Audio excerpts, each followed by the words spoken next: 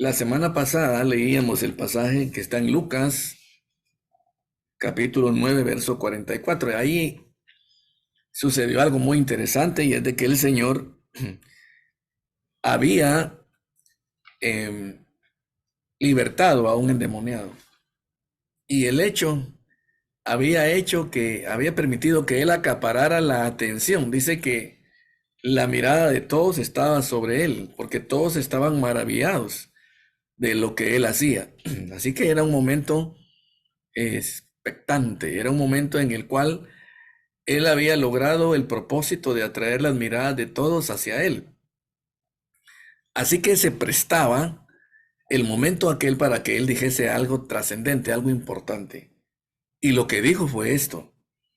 Luego que todos entonces estaban atentos y luego de que las miradas de todos y los oídos de todos estaban atentos a lo que él dijera e hiciera, él dijo esto: haced que os penetren bien en los oídos estas palabras, porque acontecerá que el Hijo del Hombre será entregado en manos de pecadores. Él hizo el anuncio de la cruz en ese momento en el que todo mundo estaba atento a lo que él decía. Así es de que el anuncio era muy importante, era crucial. Es más, llama mucho la atención la forma que el Señor utiliza, la forma verbal que utiliza. Él dice: haced que os penetren bien en los oídos estas palabras. Nunca una expresión similar encontrará usted en los evangelios. Sin embargo, en esta ocasión el Señor lo hace. Y cuando Él dice esto, está diciendo algo como: procuren ustedes que esto se les grabe muy bien. Las palabras de Él son: haced que os penetren bien en los oídos estas palabras. Como diciendo, por favor, ténganlo presente, que se les grabe. No vayan a olvidarlo, ténganlo en todo momento presente. El mensaje, el hecho, el acontecimiento, el suceso glorioso de la cruz, que Él va a ser entregado en manos de pecadores. Y sin embargo, luego de que Él dijo estas palabras, en el verso a continuación lo que dice es que, mas ellos, dice, no entendían estas palabras, pues les estaban veladas, dice, para que las entendiesen. Sucede algo aquí. Y lo que pasa es lo siguiente, se lo digo así muy claro: el mensaje de la cruz simplemente es, voy a utilizar una palabra, aberrante para la razón humana, aberrante. No tiene lógica, es un sinsentido. Para la razón humana, como lo decía Pablo, el mensaje de la cruz es locura para los que se pierden. Pero para nosotros, hermanos, es poder de Dios para salvación. Todo lo que va alrededor de la cruz del Calvario no interesa para los fines humanos, terrenales. Ahí naufraga el pensador, el disputador, el filósofo, el sociólogo, todo fracasa ahí llega, ya no hay más para dónde seguir. La cruz del Calvario no permite que el hombre ingrese con su intelecto, con su razón, porque lo que sucede ahí simplemente es algo inconcebible, es algo inaudito. La cruz del Calvario es una extravagancia, es algo, podríamos catalogar de insólito. Simplemente el hombre no lo logra captar. Y por eso es que en el pasaje de Lucas 9, en el siguiente verso, en el verso 45, ahí dice: mas ellos no entendían estas palabras, pues les estaba velado para que las pudiesen entender. Le quiero decir simplemente que el mensaje de la cruz y su significado es algo que la mente humana no puede comprender. El suceso glorioso de la cruz simplemente está fuera del alcance del radar de los intereses humanos. Hablar de la cruz es hablar de lo indecible, lo inaudito, lo inconcebible. Se trata del insólito acto mediante el cual Dios el Padre, el alto y el sublime que habita, usted sabe, en la luz inaccesible, y a quien nadie ha visto jamás, entrega a su Hijo inocente a la muerte en la vergonzosa cruz. Esto es una demostración suprema de amor. El Hijo sufre el vituperio y sobre el madero lleva en su humanidad, mi hermano, el castigo de nuestras culpas y pecados. Y ahí en la cruz, Él, el Hijo de Dios, cual criminal, sufre el martirio y experimenta el castigo de nuestra paz, el castigo que nuestro pecado merecía. Óigame bien todo esto, porque todos los oráculos del Antiguo Testamento, y cuando digo oráculos son las voces de Dios a través de sus profetas, así que las voces autorizadas y genuinas de los profetas, el simbolismo del rito mosaico que traía la ley con todo eso, unido al claro y contundente testimonio escrito, todo eso, confluyen, óigame, puntuales, vitales, en la cita en el Monte Moria.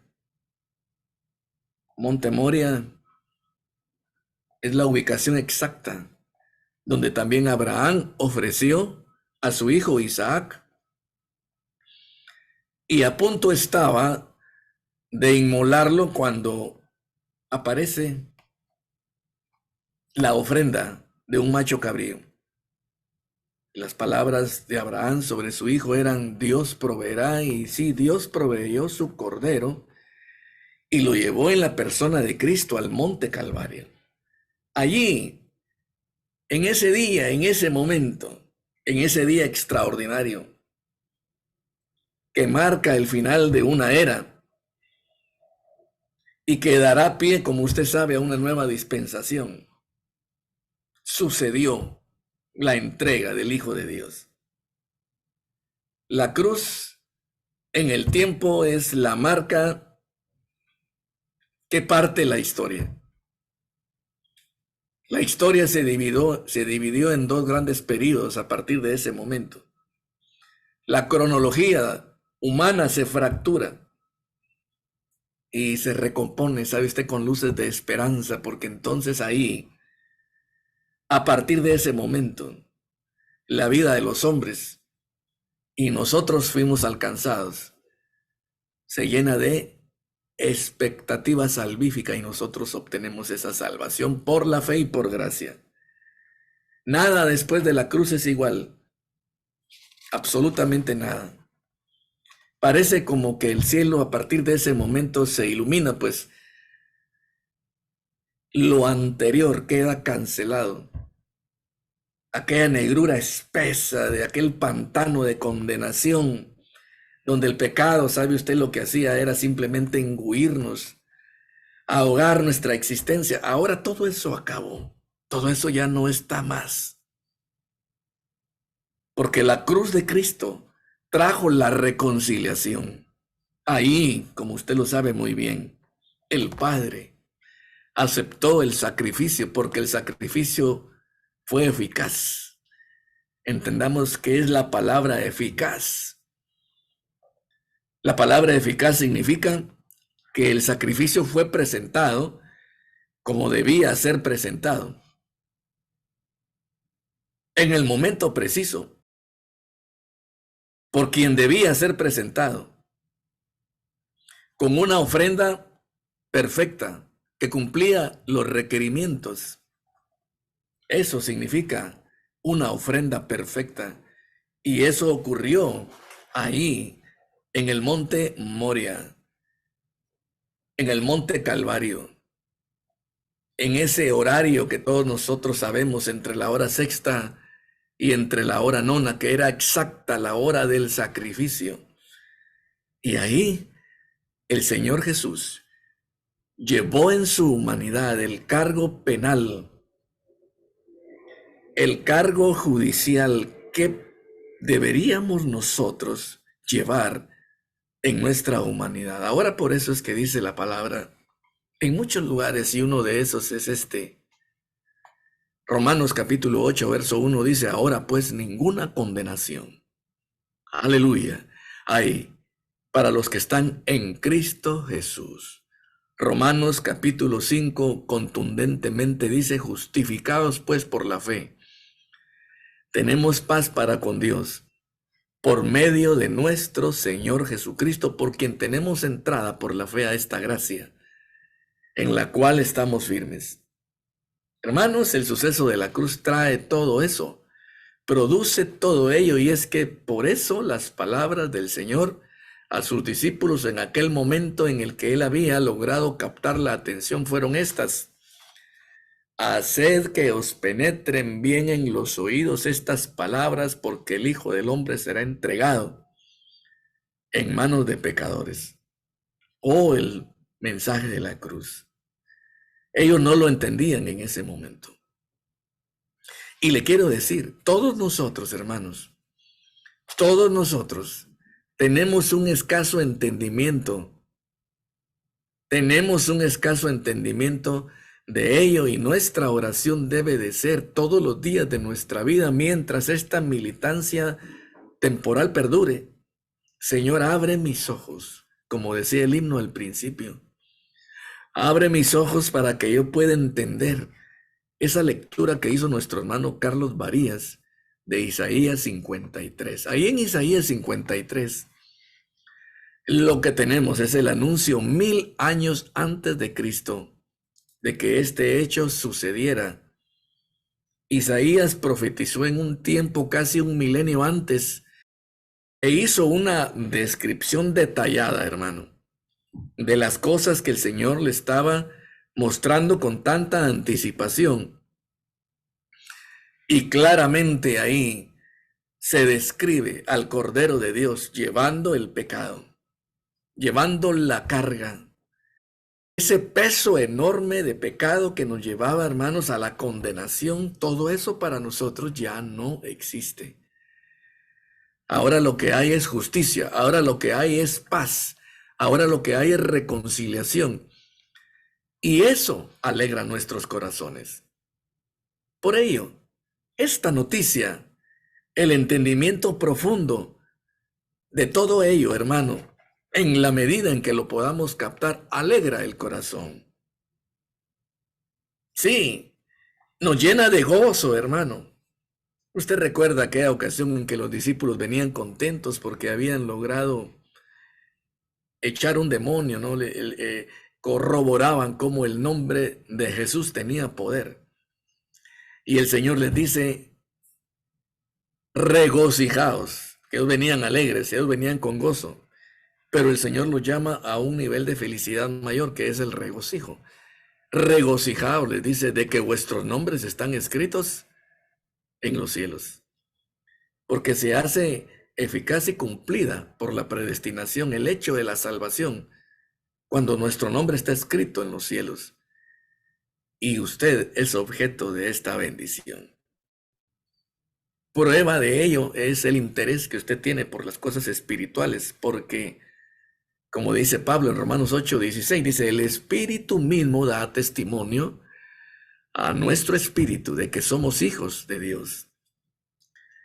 Hermano, por eso es que el gozo mayor, la felicidad incalculable, el regocijo que no se puede medir, se resume, se concentra en esto, en comprender el hecho maravilloso y glorioso de la cruz del Calvario. Voy a leerle un pasaje que recomiendo estudiarlo detenidamente. Está en Gálatas capítulo 6. Gálatas capítulo 6, verso 14. Ahí dice de la siguiente forma.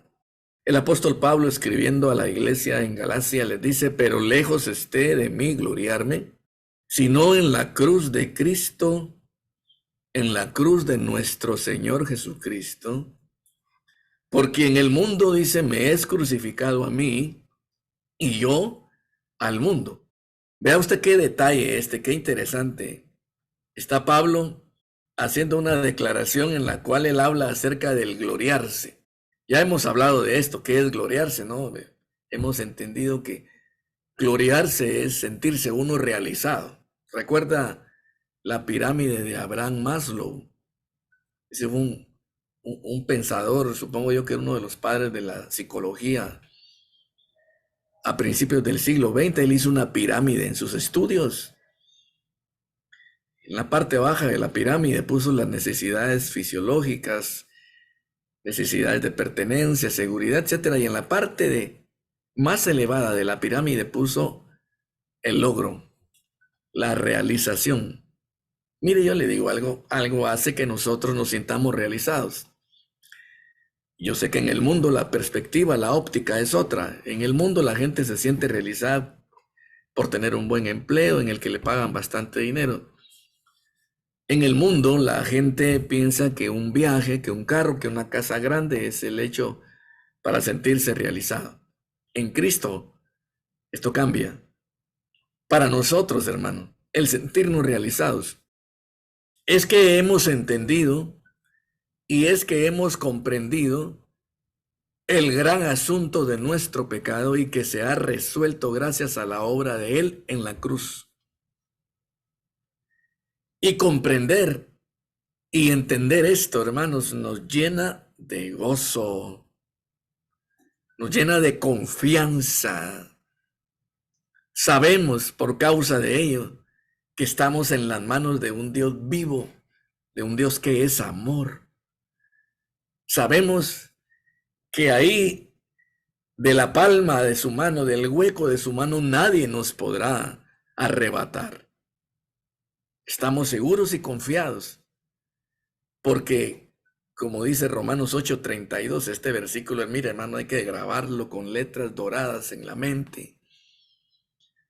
Porque si Dios no escatimó a su propio Hijo, sino que lo entregó por todos nosotros, dice Pablo, razona Pablo en el Espíritu, ¿cómo no nos dará con Él todas las cosas? Eso representa, hermanos, el suceso de la cruz. Y cuando Pablo hace un inventario de sus asuntos, ¿no? Usted sabe, Pablo era un letrado en aquel tiempo. Pablo parece ser que era de una familia acomodada porque lograba inscribirse en, por así decirlo, en el discipulado más brillante de la época. Sus estudios es como que alguien logre ir a Harvard ahora, algo así. Es carísimo eso, hermano, vale mucho dinero. Bueno, pues Saulo, que es Pablo, fue educado a los pies del gran maestro Gamaliel. Gamaliel gozaba de una gran reputación y todavía tiene un gran reconocimiento como uno de los grandes maestros del judaísmo del primer siglo, a un nivel de un Maimónides en España, en la España medieval. Son de los grandes maestros, Gilel, Maimónides, Gamaliel en el primer siglo. Y ahí estaba Pablo, hermanos, con un grupo reducido de discípulos recibiendo enseñanzas de este individuo, y él fue formado de esa forma. Recibió esa educación. Luego usted ve a Pablo escalar, avanzando sobre todos y ocupando un lugar privilegiado, de tal manera que él gozaba de cierta influencia y de cierto poder político siendo aún muy joven, lo cual a él lo perfilaba para ser una persona influyente y poderosa en esa sociedad. Además de eso, Saulo poseía ciudadanía romana, lo cual era un privilegio que se obtenía con pagos sustanciosos de mucho dinero. Así es que ese era Pablo y además de eso era un erudito, era un políglota, manejaba varios idiomas y era un conocedor profundo de las escrituras y de la cultura romana y helénica de aquel tiempo. Ese era Pablo. Él se podía gloriar, es decir, él podía sentirse realizado por tener todas estas cosas, pero él mismo lo dice: lejos esté de mí gloriarme, porque solo hay una cosa por la cual yo me voy a felicitar, me voy a sentir realizado. Voy a ser un hombre que se siente muy feliz, con gozo, es más, con regocijo, por el hecho del suceso grandioso y glorioso de la cruz de Cristo. Y dice Pablo: lejos esté de mí, pero que ni se me ocurra que hay otra cosa más grande. A eso me refiero, hermano, que hay otra cosa más gloriosa, más importante, más trascendente, más digna de admiración, que sea sujeta de análisis, de estudio, de escrutinio, como lo es la cruz de nuestro Señor Jesucristo. A ese nivel, hermano, de entendimiento, de comprensión, así de profunda debe de ser nuestra consideración acerca del acto glorioso de la cruz de Cristo. Porque en la cruz, además de que usted puede ver el respaldo glorioso de Dios a su favor, además de poder admirar la demostración grandiosa del elocuente amor divino, de la voluntariosidad y de la entrega amorosa del Hijo también, de su obediencia, usted puede observar también ahí el claro trazo de cómo Dios actúa frente a su palabra. Él, que no da por inocente al culpable, tuvo a bien dar cumplimiento a su ira, a su juicio, que devenía detrás del pecado, haciendo caer todo ello sobre la humanidad inocente de Cristo, quien moría de forma vicaria y sustituta por nosotros ahí en la cruz. Si tenemos un Dios que tiene palabra, es terrible esto, hermano. Su palabra, Él lo dice: el cielo y la tierra pasarán, pero mis palabras, dice, no pasarán. Como dice Isaías 55, verso 10 al 11, dice: así como la lluvia cae sobre la tierra y la hace germinar, dice, y da semilla al que siembra y pan al que come, así será la palabra que sale de mi boca. No volverá a mí vacía, dice el Señor, sino que hará lo que yo quiero y será prosperada en aquello para lo cual la envío.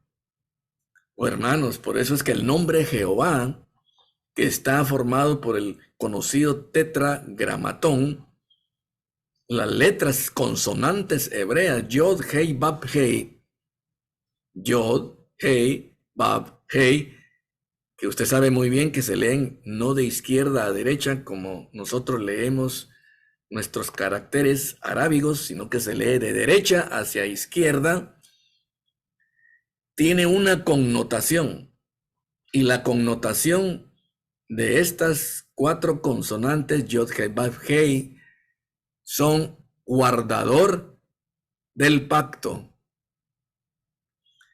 Como que si dijésemos nosotros en buen chapín, el que cumple lo que dice, el que tiene palabra. En Guatemala nosotros decimos: hay que tener palabra cuando alguien viene y no cumple lo que ofrece, ¿no? Hay que tener palabra, dice uno, no. El Señor tiene palabra. La demostración de eso ocurrió en la cruz del Calvario. Había que castigar al culpable. y se le castigó. Y el culpable en la cruz fue el Señor Jesucristo, porque Él llevó de forma sustituta tu pecado, hermano. Ese pecado ya lo llevó Cristo en la cruz del Calvario. Y dice Pedro, esto limpia nuestras conciencias de obras muertas. Ese asunto ya se resolvió. Por eso, incluso antes que ocurriera en el Getsemaní, el Señor le dijo a sus discípulos, descansad ya y dormid, ven, vamos, se acerca el que me entrega. Ese descansad ya y dormid era como quien dice, está hecho. Y luego el Señor pronuncia las palabras en su humanidad, poco le quedaba todavía por decir, y dice, consumado es. Consumado es, se ha realizado, se hizo, se realizó. El juicio de Dios cayó. El pecador fue llevado al suplicio y llevó el pecado.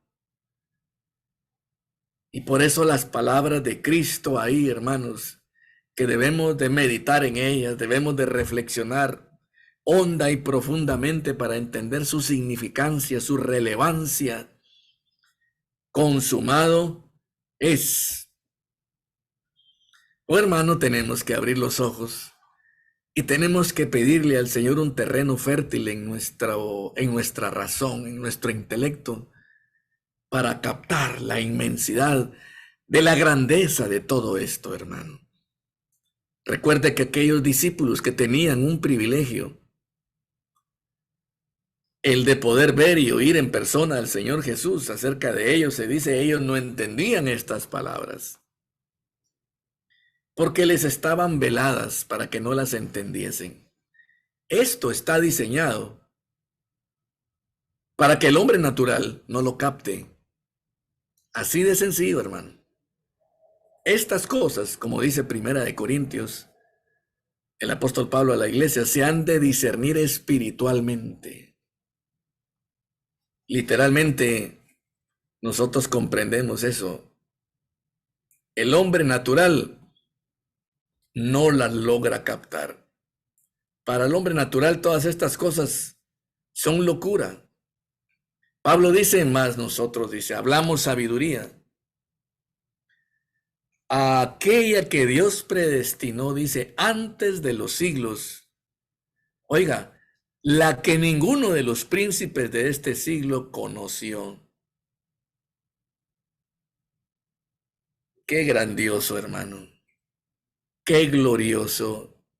Y el apóstol Pablo, cuando le escribe a los Gálatas, y nos lo dice a nosotros también el día de hoy el Señor, que lejos esté de mí gloriarme en otra cosa, sino en la cruz de Cristo.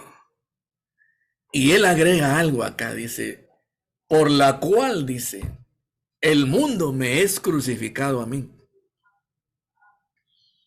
y yo al mundo. Se toca el tema del mundo cuando se habla de la cruz de Cristo, porque son cosas que se oponen, son cosas opuestas. Absolutamente. Entre más mundano esté, entre más influido por el mundo esté, menos voy a tener la capacidad de entender este gran asunto de la cruz, el cual me hace sentirme realizado. Estoy completo, lo tengo todo. En la medida en que este tema de la cruz lo vaya entendiendo, por eso es importante, hermano, por eso es importante tener una actitud correcta frente al mundo. Y la actitud correcta frente al mundo es una actitud de rechazo. El mundo no tiene nada que ver con nosotros, no debería. Otro apóstol, que es el apóstol Santiago, dice, pero lo dice de una forma fuerte, dice, o almas adúlteras, dice. No sabéis, dice, que la amistad con el mundo es enemistad contra Dios. No, no podemos, hermanos, estar en esa dualidad, en esa indefinición. No podemos, no debemos, porque es peligroso para nuestra paz, para nuestra seguridad, para nuestra confianza, para experimentar y disfrutar las mieles de la vida en el Espíritu, que el Señor ha dicho, vida abundante. Todo eso se deja de experimentar cuando el mundo permea, cuando el mundo entra, porque cuando el mundo entra, entonces se deja de entender eso, a ese asunto tremendo de la cruz del Calvario. La cruz y el mundo no compaginan. Son simplemente cosas que hay que separar, hay que tenerlas absolutamente separadas, hermano. Este es mi consejo. Y bueno, vamos a ir terminando ya, porque el tema de la cruz sigue acá en Gálatas. Tal vez será en otro momento que lo vamos a seguir reflexionando, lo vamos a seguir meditando, pero quiero dejarle estas ideas. En la cruz del Calvario ocurrió esto que no se puede entender si no es con la mente de Dios, con la ayuda de Él. Con la mente natural, nosotros simplemente terminamos rechazando y considerando todo ello como una locura. Por eso es que el mundo así lo cataloga. Pero para todos nosotros esto no es locura. Para todos nosotros esto es lo más grandioso, es el misterio, es el entendimiento de esto precioso, es un tesoro. Y comprendiéndolo y escarbándolo y descubriéndolo, hermanos, sabe una cosa, se acrecienta en nosotros nuestra confianza y los motivos para la realización. Lejos esté de mí, dice Pablo, muy conocedor de todo esto, lejos esté de mí gloriarme. Si no, en la cruz de Cristo, no hay una razón que compita, que sea de este tamaño, que sea de estas dimensiones, porque ahí en la cruz se concentran, mire hermano, por facetas, aspectos importantísimos a considerar. Dios el Padre cumpliendo su palabra. Ahí está presente eso. ¿Y de qué forma? El respaldo de Dios hacia su pueblo. Ahí está eso. ¿Y de qué manera el amor de Dios expresado? También la victoria sobre el adversario. Ahí está, hermano, expuesto, porque dice la Biblia que ahí en la cruz del Calvario el Señor triunfó públicamente sobre los principados y las potestades, y los exhibió, dice, públicamente. ¿Qué significa eso? Se hizo notorio, se hizo pública la derrota del adversario. Por eso el Señor dice, he aquí os doy, dice, poder sobre toda hueste del adversario, para que holléis sobre serpientes y escorpiones y nada os dañará. Haga suya la palabra también del Salmo 91, donde dice, sobre el león y el áspid pisarás, y hollarás al cachorro de león y al dragón. Porque el hecho de la cruz conlleva precisamente el aniquilamiento del adversario. La antigua promesa de Génesis capítulo 3, verso 15, donde dice, y pondré enemistad entre ti y la mujer, entre tu simiente y la simiente de esta te herirá en la cabeza y tú le herirás en el calcañar. Eso lo que significa es la simiente de la mujer, que es Cristo, acabará contigo y te aniquilará. Y tú le herirás en el calcañar significa algo como lo que decimos en buen chapín nosotros, y tú, pero ni a la chancleta le llegas, algo así es lo que significa eso. Esta te herirá en la cabeza y tú le herirás en el calcañar. Significa que el enemigo está presto debajo de nuestros pies y que todo lo que pise la planta de nuestros pies es nuestro, merced a la obra de Cristo en la cruz. Tu preocupación, tu frustración y tu dolor, tu enfermedad, todo eso lo llevó Él en la cruz del Calvario. Y ahora no debes llevarlo tú. Hermanos, debemos de madurar y crecer en el entendimiento y la comprensión de todo esto, porque todo esto trae para nosotros esto que dice Pablo en Gálatas 6:14. Lejos esté de mí gloriarme en cualquier cosa, en mis bienes, en mis saberes, en mis títulos, en mis posesiones, no, nada de eso. Sea que las tenga o que no las tenga, mi gloria está, mi felicitación y mi realización está en la obra que Él hizo en la cruz. Entérate, hermano, y pídele al Señor esa sensibilidad espiritual para poder digerir y asimilar este conocimiento tan profundo, tan necesario en nuestras vidas. Vamos a hacer una oración, mis hermanos, en este momento, poniendo en las manos de Él nuestras vidas, nuestras familias, nuestras angustias, nuestras preocupaciones, nuestro dolor, todo eso, hermano, pongámoslo ahí. Padre Santo, acudimos delante de ti en este momento, todos y cada uno de nosotros, poniendo en tus manos nuestras vidas, dándote las gracias por esta meditación, dándote las gracias por estos momentos reflexivos en los que consideramos el hecho grandioso de Cristo y su cruz, el misterio de Cristo y de Dios ahí revelado. Abre nuestras mentes, Señor, para que podamos entenderlo, para que podamos penetrar, Señor, con mente acuciosa y con un corazón abierto ahí, en ese misterio que tú has traído y que tú has revelado, el suceso de la cruz, porque ahí está nuestra paz, ahí está nuestra salud, ahí está nuestra realización, ahí está nuestra gloria, Señor. Que cada familia, que cada hombre, que cada mujer, Señor, que cada joven, que cada señorita, que todos podamos tener cada vez más acercamientos y con ello un entendimiento más certero, Señor, acerca de esto tan glorioso que tanto necesitamos. Danos una semana de victoria, una semana de logros, una semana en la que podamos constatar como tu mano poderosa a nuestro alrededor. Señor, nos auxilia, nos bendice, proveyendo, sanando y librando nuestras almas, Señor. Te lo pedimos, Señor, en el nombre de Jesús, y lo damos por hecho, por los méritos de Cristo ahí en la cruz. Amén y amén.